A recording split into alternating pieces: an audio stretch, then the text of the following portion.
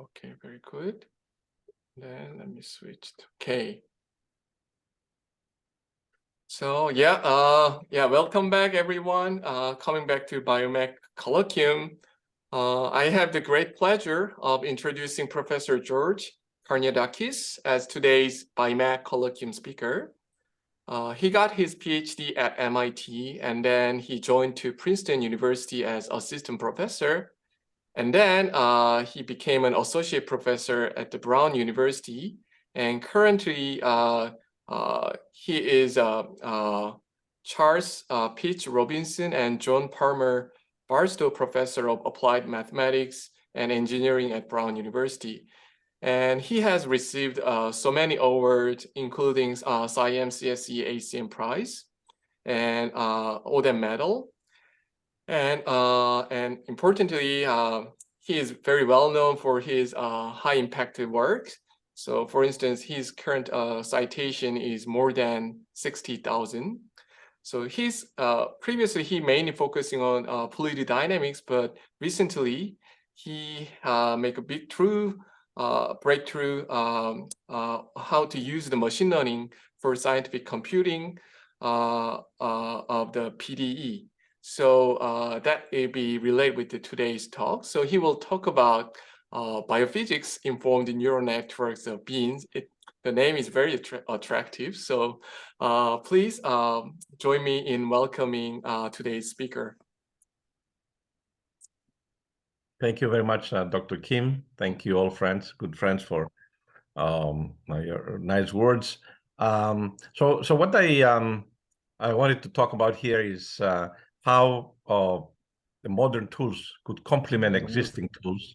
And this image that I have here reflects exactly what I think about this topic at this juncture. For example, you see that multi-scale modeling in biomedical systems, biological systems, is very appropriate and useful because you can identify causality, you can understand emergence of functions for multi-scale problems which are omnipresent in the biological and biomedical field. We can bridge the scales, we can elucidate and interpret mechanisms, and so on. On the other hand, machine learning could complement the sort of weaknesses of existing multi-scale modeling methods, because we can explore massive design spaces. We can even beat the curse of dimensionality.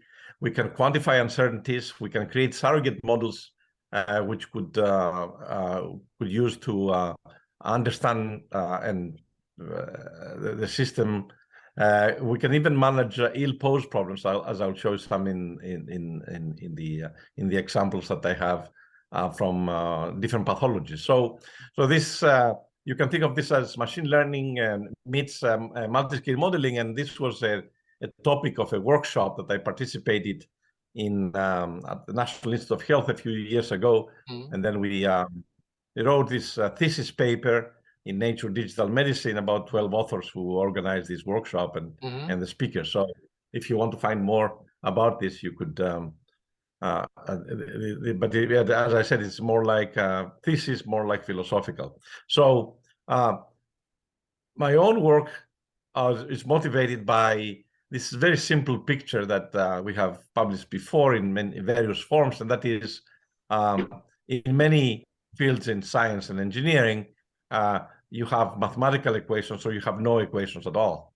But more often than not, we have this scenario in the middle where we know some of the physics, but we don't know all the physics. For example, in biological systems, we may know diffusion process, how to write diffusion process as models. We know how to do advection, but we never know exactly what are the reactive transport, coagulation cascades, kinetics, and so on. That's the most difficult part. And of course, it's very essential to biomedical problems. So this is exactly fits that scenario. And then there are also cases like the lymphatic system. It's probably one of the most less studied or less understood system in the human body. So that would be very difficult to write down equations. So one would need a lot of data. So we have to treat it as a black box and discover those equations. Of course, other systems like social dynamics would also benefit by treat them as black boxes and identify the dynamics and the equations for this unknown equations for this type of complicated systems with multiple interactions. So the picture on the left is really what we teach in the classroom, but where we have pretend that we have posed problems, that we have all the boundary conditions we need, all the constants, all the material properties, but that's never the case.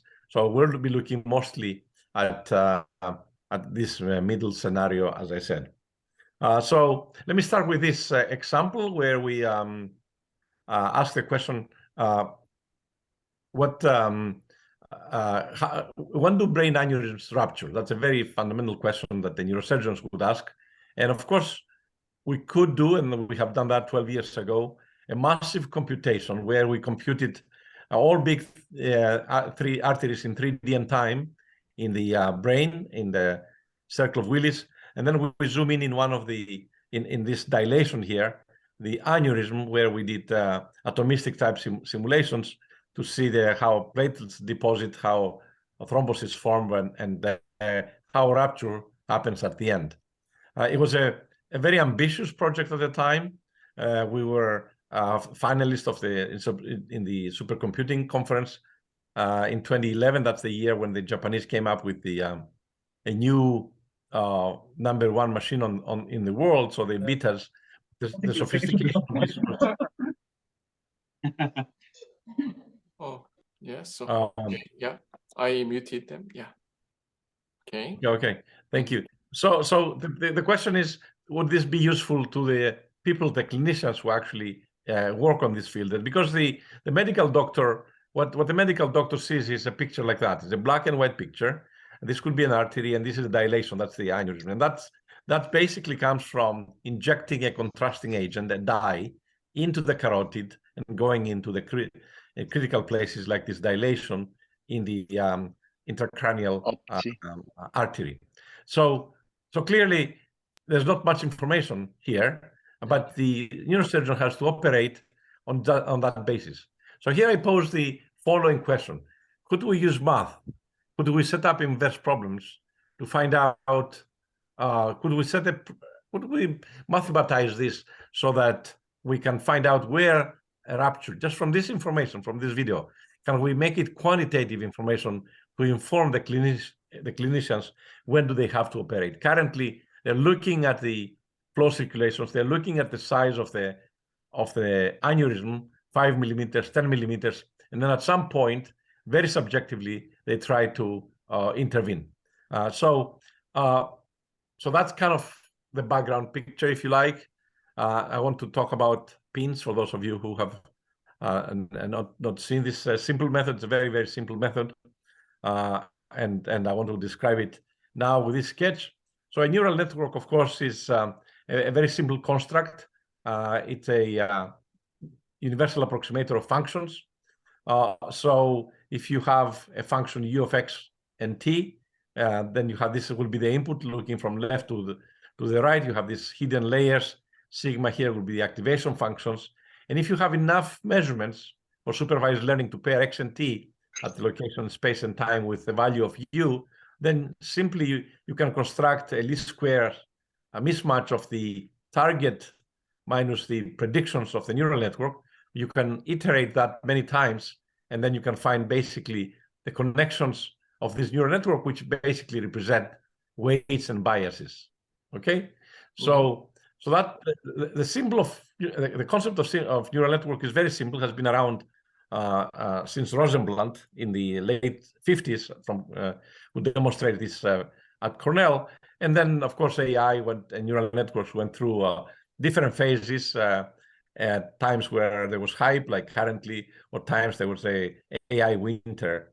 So now, how one could use these ideas in scientific computing, and especially if we have conservation laws, like mass conservation laws, if we have kinetics, if we have interactions. And here I have this simple example of nonlinear Schrödinger equation, just to highlight the point, is that we extend the neural network. In other words, we're not building a different neural network. We simply extend the parameter space, and the parameter space is defined by the weights and the bias of this neural network, and this neural network is differentiable.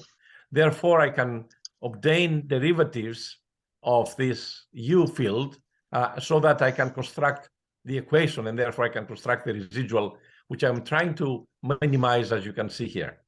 How do you do that exactly without having to resort to the old methods, which is hindered by mesh generation, by truncation errors, and so on? Well, we can do it by automatic differentiation computational graphs. The same technology that we use in the optimization and the propagation of the error when we try to optimize the loss function. This will be the loss function. Then we use the same technology, automatic differentiation, to construct these operators. And therefore, we don't need a grid. We avoid the tyranny of having to generate elaborate meshes like the one that I show you for the circle of Willis in the movie that I showed you earlier.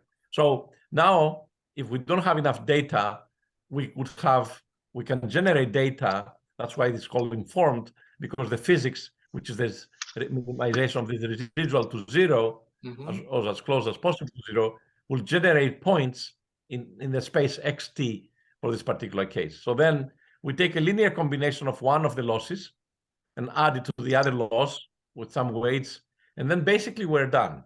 This is so simple, as you can see here in solving this simple PDE, the Berger's equation. So it's a pedagogical example because it has a time derivative, it has nonlinearity, and so on. We teach that in our classrooms. It takes about 6 months to teach the students, graduate students, how to solve this. Here you can see that in 10 minutes, one can start from scratch. X at equals 0, we may have initial conditions that we'll consider as data. At all other times, at the boundaries, we may have boundary conditions.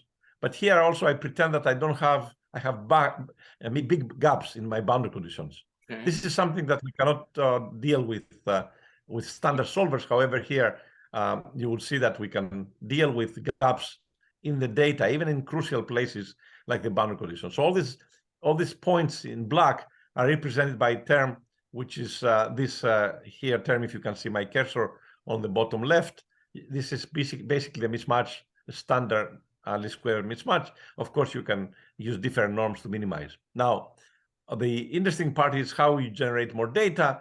You try to minimize the residual. The residual here, F, will be all these terms. So as you can see here in TensorFlow, we define the neural network, and then we can differentiate with the TensorFlow gradients in time and space. We can construct F, we minimize it, and then we need to evaluate it at random points. So we can do like Monte Carlo random sampling or more sophisticated sampling in the XT space, and we generate points. Then we try to minimize this loss function. 10 minutes later, we get pretty good looking solutions, even with these very steep gradients and even discontinuities if we have envisaged the Berger's equation. So this is a semester now becomes 10 or half an hour, 10 minutes or half an hour, and a code that would require 1,000 lines is now 10 lines. So the simplicity is the hallmark of BINNS. It's not the sophistication, it's not the accuracy, it's really the simplicity and the ability to solve problems for which may not have boundary conditions or partial boundary conditions, or we have ill-posed problems. The regularization allows us to proceed with this tough but realistic problems. Of course, this is a basic idea. One can solve the same problem with arbitrary domain decompositions. Here we're solving the Berger's equation, where I have two domains. In this domain in the middle, which is arbitrary, I can have one neural network, and then in the other domain, the blue sea, I can have another neural network. They could work in parallel. You can tune them differently. You can have different activation functions, and then of course you have to stitch the solution from the two domains, and that can be done with standard methods like providing continuity, enforcing continuity for the function and the derivatives and so on. But that because of the construction of the method, imposing constraints like Lagrange multipliers is pretty standard, and that's how we do also the gluing of the different domains. So anyway, that gives rise to a lot of different versions of BINNS. PIN is not just a method, it's actually a framework. So many people around the world, there are more than 10,000 papers written now on PINS, could adjust it to their needs, including biomedical problems that we're talking about here. So let me go back to this aneurysm, and this is one of the examples we use in our science papers in 2019. So recall that I use a 300,000 processors to solve this problem. Now we'll actually focus just on the aneurysmal sac and the dye, which is the only data I have here, is the dye. I don't know the Reynolds number. I know the viscosity of the blood, but I don't know the boundary conditions at the entrance of this aneurysmal sac. So I take the dye, and I represent by this advection the intense. I is the intensity. So I write an advection equation for it. And then I have the non-Newtonian Navier-Stokes equations, where because blood is non-Newtonian, but it's a compressible fluid. So we have all these constraints now. We compute these derivative operators using automatic differentiation, as I said. And then basically we're done. We construct the just like I told you earlier, now we have the loss functions for the physics and loss function.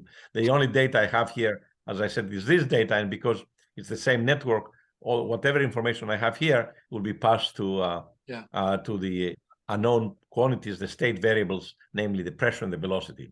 So that gives us this is a great opportunity, because we can infer what I call the hidden physics. Why it's called hidden physics or hidden fluid mechanics is because you can think of hidden Markov processes. In hidden Markov processes, you have data on auxiliary variables, but not on the primary state. So here we use the dye, which is an auxiliary state, to actually infer the primary variables, which will be the velocity and the pressure. So this is the what is given, for example, in concentration. This is just a slice, it's actually 3D, and then we can compute the pressure. You can see here, using a CFD, we could actually calibrate this, and you can see what we learn and what is the exact from a CFD computation. It's a very complicated flow, but we can learn it very quickly. Now, if you can learn this, then you can compute, of course, the stresses. You can compute the pressure at the tissue here, and therefore one can determine when this will yield and rupture will start. So we go from, what's the point here? The point is that we start with something which is very qualitative. It's a video that the neurosurgeon would look at and has no quantitative information. What we provide with the neurosurgeon is quantitative magnitudes of the forces and the location, distribution all around the aneurysmal sac. So just looking up the yield stress, one can say when this will rupture and when and how much that would. But basically the moment of rupture. So we convert the qualitative information to quantitative information. That is that's sort of the lesson here. Now, may I ask one thing, George? Sure, of course. Yeah. Would you like to come back the previous slide, please? Yeah. So my question is, the meaning of inferred hidden physics is you can infer the underlying PTE or just a solution here, on. Yeah. Only we assume the model. So the model we assume is a non-Newtonian model. So it's not the physics. This is not. We're not discovering there are cases also where we could discover like a black box and discover the physics there. This is now we have just a dye, and from the dye we want to infer the primary states, the velocity and the pressure. But we assume a model. So if the model is wrong, then we are wrong. Yeah. But as you can see here, we make the model to be non-Newtonian flow and so on. So it's pretty it's pretty in this particular case, I think the model is correct. There may be cases with more complex physics where we may not know the physics exactly, but we can parameterize it, or we can have a term which is a gray box, and we can also learn that. Okay, as I said, George, there is one question in the chatting room. What would be the benefit of PIN compared to the neural OD? Is the question from the neural OD. The neural OD is for dynamical systems. Here, this is a distributed system. This is a PDE, so you cannot do it. So it's a main difference is ODE and PDE. Yeah, for example. Okay. and here we know the equation. So if you know the equation, so you just use if it was a node D and you know the equation, you just solve it using Runge-Kutta method. You don't need neural D. That's kind of old stuff now. Yeah. Okay, so as I said, microaneurysms are at every size. For example, you can find the same at a much smaller size, 10 to 100 millimeters in diameter, in the eyes of diabetic patients, what is called retinopathy. So we also wanted to study that, and so I have a group that and collaborators at Harvard Medical School where they're looking at this. But as you can appreciate, even those who do mathematical biology, you have to work with real problems. You cannot change the problem. So you have to find the shape of the aneurysms. The aneurysms are not spherical. The aneurysms have all these different shapes. Now, how do you do that in 3D? There's a new technology called AUSLO, adaptive optics, an adaptive optics technique. So one could use imaging. There's tremendous progress in imaging, in bioimaging, using CNN, for example, and UNet and other architectures, which we can exploit. So we actually built our own AUSLO net, is called, a neural network, because the eye has hundreds of vessels, and then there's a little aneurysm somewhere there, and we can actually use AUSLO to obtain the 3D images, but you have to sort of separate the background, a forest of vessels, from the tiny aneurysms that you're looking at. So there's this architecture called efficient net B3 that was published in Nature Methods a couple of years ago. So we modified and tried to obtain for first time ever 3D images of these macroaneurysms. So you can see here we published this work in Translational Vision Science and Technology. But what we had to do is to create images that take advantage of the modern data augmentation techniques in imaging, in bioimaging, using CNN and this UNet architecture type that I talked about. So the idea is, of course, to quantify the shapes in 3D and then classify them, because the severity of the disease will depend on that. But furthermore, we could actually do more than that, because now that we know the geometry, we can go to the lab, we can build microfluidic devices. So you can see here different sizes. You can see real blood going through these types of microaneurysms, and then we can take images, we can do staining, find what's going on. But if I zoom in, what you see is something like that. Again, what we get in the experiment after this, and experiments, as you know, are expensive, we get the blood flow, but we don't get any information at the wall. Unfortunately, the most useful information here is the wall shear stress. What happens? How does this fluid interact with the wall? And therefore, I have to compute what's going on the wall. Currently, there are no other methods that can do that. What I want to show you is a new technique that we published in the Proceedings of National Academy of Sciences, the PNAS, in 2021, which basically uses the same idea I showed you earlier, takes the images, so we'll take the image from here, okay, from the blood. So the blood cells are now the particles. So now we assign that information into this equation, and then again we have a similar equation, just like I showed you before, and we can, if we know the geometry, and here we know the geometry. If we don't know the geometry, we have to segment it with the AUSLO net. But if you know the geometry and you know that the boundaries, what the boundaries are, and you know just one slice, one two-dimensional slice, you can actually infer the entire three-dimensional field and pressure. And not only that, you can go all the way to the wall. For example, if you're looking at this from the side, you can see here the profiles. I have superimposed other methods for velocity at this location, for example. These two locations, you can see the purple line, which is based on BINNS and what we call AIV, artificial intelligence velocimetry, goes all the way to the wall, and therefore we can compute the slopes, and therefore we can compute the wall shear stress. And that's very important. On the outside, of course, we agree with other methods, but the most important thing is to reach all the way to the wall, because that's where the action is. So just to validate things, we construct also a CFD simulation where we could actually have one slice of information, just from one slice, and knowing the boundary conditions, we could obtain now profiles like this in the 3D field, not just 2D, in the 3D field. Although we observe only one field, one plane, we can extract information in 3D. So this is now using AIV going from 2D to 3D. Of course, if we have two planes, it would be even better. But for this benchmark problem, we could do that. Can you do that in real life? Can you do that in vivo? Because there has never been before a measurement in vivo of the pressure in the brain of a patient.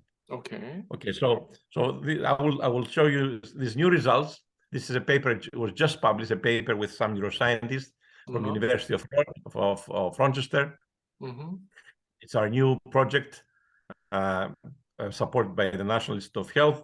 And so we use AIV here to reveal the pressure gradient and the shear stresses in the perivascular space, means the space around the brain in a little mouse. And the little mouse is alive. So here you see how the experimental setup here, I don't know if you can see my cursor, it shows a mouse. So we concentrate this here. It's basically looking at the lymphatic system. So this is not blood flow. This is the CSF, the fluid that our brains are supported, like our brains are in a bath of fluid. That's very, very important, because if there's the smallest imbalance in that, we'll have headaches. If the babies have an imbalance, they will suffer from hydrocephalus. So it's a very important. The lymphatic system, as I said, it's not very well understood. But there is a possibility currently, at least for animals, to in vivo to have this particle tracking velocimetry, where you have little particles, tiny particles, so you can follow the tracks of these particles. Okay. Now, so we can sort of follow the velocity. However, we're interested in the pressure, we're interested in the volumetric flow rate, we're interested in the wall shear stress, as I said earlier. So AIV can do all that, and this is what this PNS paper is talking about. So the approach is we obtain velocity measurements.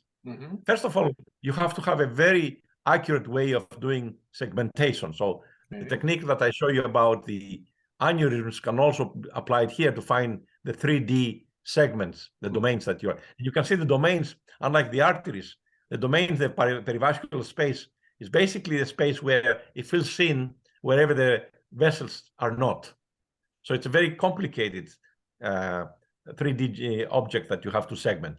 But after you do that, you can see here we're tracking particles, but the particles are not enough. So the idea, which I propose, was to do a phase averaging. So we can superimpose then all the tracks. How do you do that? Okay, you can see there's a technique how you extract the boundaries. As I said, it's very complicated because we need to know where the boundaries are and if they are moving.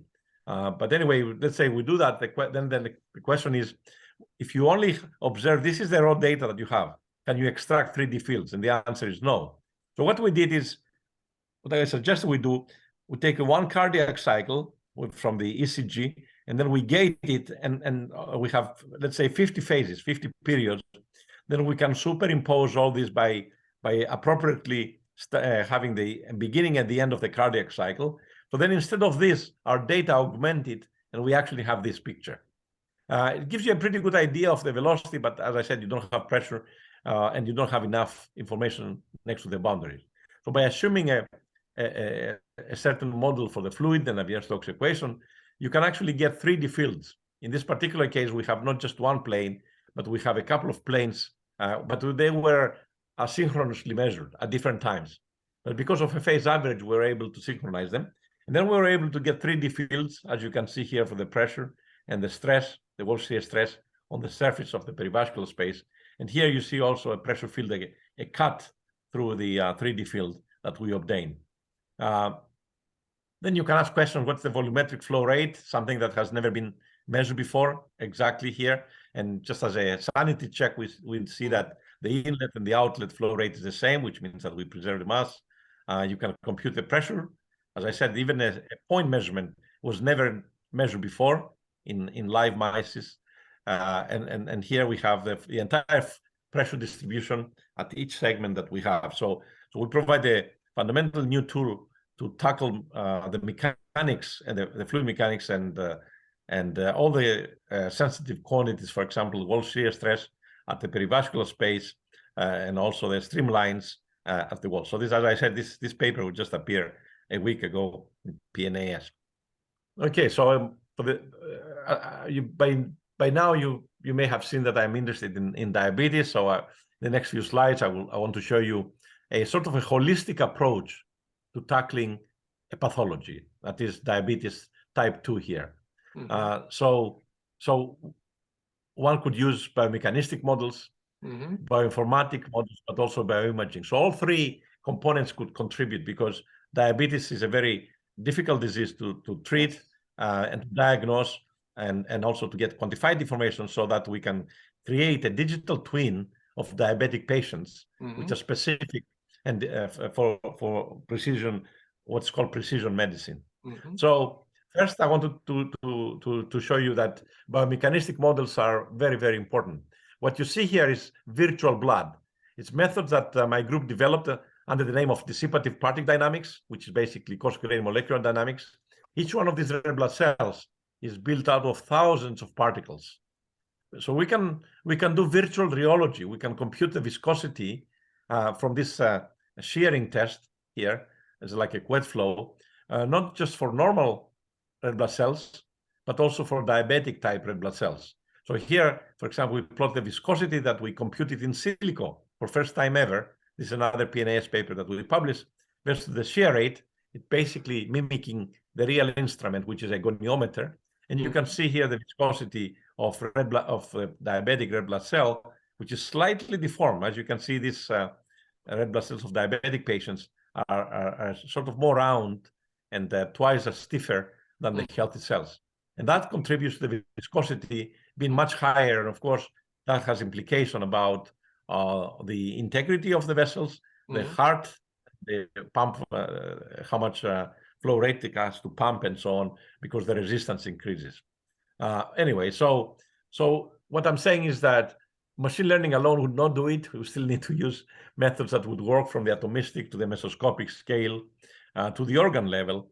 We had this project we call OpenRBC with IBM, where we're trying to create a digital twin of red blood cells, where the metabolic pathways would also be part of this. And you can see here the red blood cell is represented by its full glory, not just the mechanism, metabolic mechanism, but you can see the bilayer, you can see the cytoskeleton, you can see BAN3 proteins, which is sort of the anchor protein that connects the spectrin tetramer, the cytoskeleton, with the lipid bilayer. So how do you validate all this? Well, you validate this by very systematically. For example, at MIT with my longtime collaborators, we did this test where we take these red blood cells, we put them through microfluidic channels. There's lots of people in Korea who are working actually on microfluidic. The diabetic red blood cells move very slowly through these microchannels because they're, as I said, they're stiffer and they are puffy. So by comparing systematically with this test, you find, for example, the relaxation constants, because these are viscoelastic objects, so you have to worry about the elasticity constants and so on.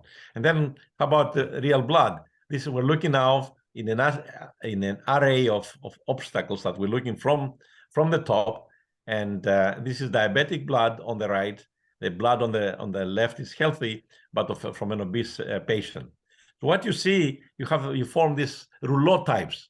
Red blood cells stick together in diabetic patients, which of course is detrimental to their health. So there's a red cell aggregation. So using, as I said, methods, we're trying to this mesoscopic method like dissipative particle dynamics, we're trying to mimic exactly the same we see in the experiments, and from that we can infer the forces and the bonds and how these break, because that's how we built the model. One red blood cell at the time, in fact, one molecule and one spectrin protein at the time. So we go from bottom up, we build these models.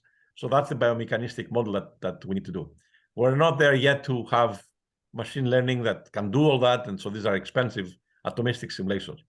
However, where the machine learning could help us, it's at the system level biology. For example, there's this intricate balance between glucose and insulin, these interaction models, and this kind of models have been around since the 60s. and some modern versions of that. So what you're looking here is a system of ODEs. We're looking at two types of insulin, the plasma insulin and the insulin at the interstitial spaces. And then we have an ODE for the glucose.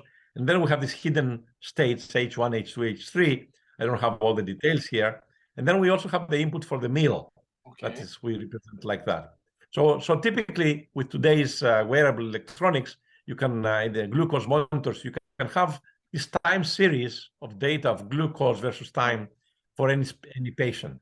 So this is the only data we have. We have basically glucose as a function of time. And then we have these equations, but these equations, as you can appreciate, they have many parameters. In fact, here we have 6 equations and we have 21 parameters. So the question is, can you use this data, this blue data that we have, these measurements from the monitor, use this system of ODEs and infer not just the dynamics of the insulin, IP and II and G everywhere, but also you infer all the constants of all the parameters of the model. So that's very important. Of course, that's every day we do that in systems biology.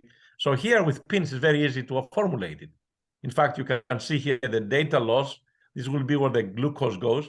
The ODE loss, this will be all the system of ODEs goes, and we're trying to minimize that by taking a linear combination of the two. We just don't add them just like that. We take a linear combination of the two. Theta here are the hyperparameters of the neural network, namely the weights and the biases, and P are the 21 parameters. So I want you to appreciate what we're trying to do. We're trying to determine in one shot, solving one optimization problem, both the dynamics and the parameters at the same time. We're not finding these parameters first and then these parameters and then the dynamics. We're finding everything all at once. Now you say, how do you deal with these parameters? Well, these parameters, we make them part of the hyperparameters. These hyperparameters are computed using steepest descent methods, type methods. Well, these parameters, 21 parameters, will be computed exactly the same way. So the only complication here is that because of the dynamics, as you can see here, you have very sharp spikes, especially if there is a meal at that time. And then you have these periodic oscillations. It's very difficult for a neural network because of what is the so-called spectral bias to capture all this diversity in dynamics. So what we did in this work is to endow the neural network with the PIN, with an extra layer, which we call the feature layer.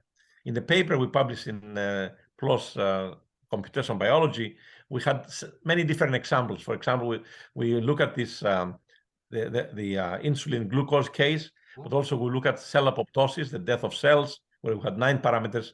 We look at yeast glycolysis, which has another 7 parameters. And for each case, we have a different layer because we anticipated the behavior to be differently.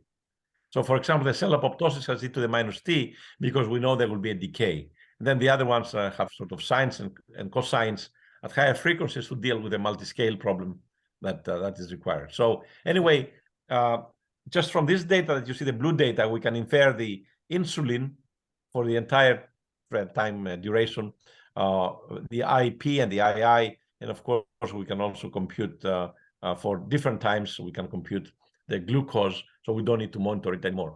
Of course, we have monitors, so we can compute that, and therefore, so you can see here the parameters, how you do identifiability and so on. I will skip that, but so what I wanted to show you that the systems biology could benefit. In fact, lots of people are using this type of approach for identifying a bunch of parameters. Sometimes the parameters, the current work that we have on diabetes, the parameters are actually time dependent. So we have a neural network that will represent that parameter because it's a function.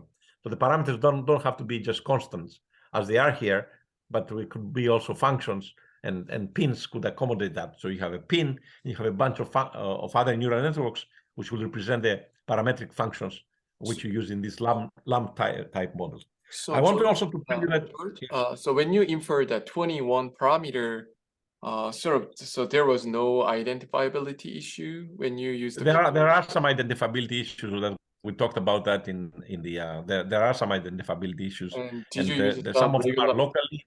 Local minimum. Yeah. And then Some of them are locally identifiable. Some of them are globally identifiable. And some of them, so locally identifiable means that you have to narrow the range where you're searching for. Globally identifiable, you can leave it open, but then there's some parameters that we had to assume. For example, 3 parameters we have to assume, and so on. That's all the analysis actually in the paper, but I don't. But it's good that you point this out, because identifiability, structural identifiability a priori and a posteriori is very important, and we have recently written a review paper on that. I want to have time to talk about some other aspects. So we talk about biomechanistic, we talk about the sort of the biology informed, because we have a lumped model for the insulin glucose system. I also want to tell you how one can predict the bioinformatics part. If you have a bunch of data from clinical trials from somewhere, can you predict the critical states in the diabetic patient? For example, you all appreciate that the hyperglycemia is the most frequent state. If diabetic people eat lots of dessert or something like that, their glucose may go above 180 units. But it turns out that the most fatal state for diabetics is and the doctors we work with from Beth Israel, Harvard Medical School, they care about hypoglycemia, when the glucose falls below 70 or 80 units like this. So this is now becoming a classification problem, although so we have data. So the idea is the following: we have this monitor, so we can get glucose data, and we want to classify what state the patient will be in, not currently. Of course, we can read that, but in the future, in the next hour, in the next half hour, in the next 24 hours, in the next year, and so on. So, but here I will show some short-term predictions. With this patient now, in the next half hour, will have hyperglycemia, normal glycemia, or hypoglycemia. As I said, this is the most critical state. So use data up to here to predict. The prediction horizon could be up to 60 minutes at the moment. This is good enough because if you have hypoglycemia, you fall into a coma. So if you anticipate that, you can go to the emergency room before that, so then you can be treated. So it's very crucial. And currently we file a patent, and this work was also published in Nature Digital Medicine. So we came up with different architectures. Here's the setup. We had 40 patients who suffer from type 2 diabetes, and we had data records for them, for all of them. So we wanted to build a consensus model. We wanted to train, because we don't have hundreds of patients. We only have 40. So what we did is to train a consensus model from all 30, let's say 39 patients. And then we want to transfer that knowledge. So you can see here, for example, these are modules that we learn. So that's for the transfer learning. So we want to do transfer learning for the 40th patient. So we can use a little bit of his data, and then we can make a prognosis. So we pre-train the neural network with 39 patients, the other 39 patients we have. Then we use a little bit of the data of the 40th patient, just a little bit, and then we can make predictions. So as you can see here, we have a recurrent neural network, have a CNN, we have a self-attention unit as part of the this composite neural networks that we have. So if we want to specify hypoglycemia or hyperglycemia, the accuracy is pretty high with all 3 neural networks, up to 99% accuracy. A 3-class accuracy will be hypoglycemia, hyperglycemia, and the normal subjects. The accuracy drops to 85% to 90%. You can see that the self-attention, of course, the transformers use self-attention, so that's why they're so accurate, because of the non-locality, perhaps. They have higher accuracy. In our paper, the reviewers asked, how about if you do a blind test with some other database? So we actually did that, and we actually modify slightly the model for diabetes type 1. So the point I want to make here is that in this type of data in bioinformatics, one has to deal with the huge and severe data imbalance. So data augmentation techniques and mathematical techniques become very, very important, how you sample. Because you have a minority, clearly, not everybody who has diabetes suffers from hypoglycemia, otherwise it will have a huge mortality rate. So what happens is that you have very few cases of hypoglycemia. You have a lot of cases of normal subjects, and of course you have relatively a lot hyperglycemia. But hypoglycemia, the state you want to target, to infer, is actually the minority state. So how do you deal with that? Of course, you say, well, from my samples, I will sample more than the minority. But of course, that can give you bias, a huge bias. Modern data augmentation techniques from computer science can be used here. For example, a mix-up, something that was used to enhance the NIST benchmark by substantially, or generative adversarial networks, what's called the time gun, to generate pseudo samples, and from that you can enhance different classes. For example, the hypoglycemia class. Here I have different ways of sort of emphasizing that different data augmentation techniques. For example, you can put noise. Here we sample from the minority more often, 4 times more the minority as compared to the majority. Here we invoke this time gun, or we use the mix-up. But you can see in all cases different metrics, including sensitivity, false positive, or false negative, or specificity will vary depending on the data augmentation technique. So one has to, when you improve one a metric, the other one will go down. So doctors are interested in specifically for sensitivity, but more specific for specificity. I think that will be the most important metric for them. So one has to look for data augmentation techniques that will be of interest. So far, what I wanted to show you is that multi-scale modeling in mathematics is not enough.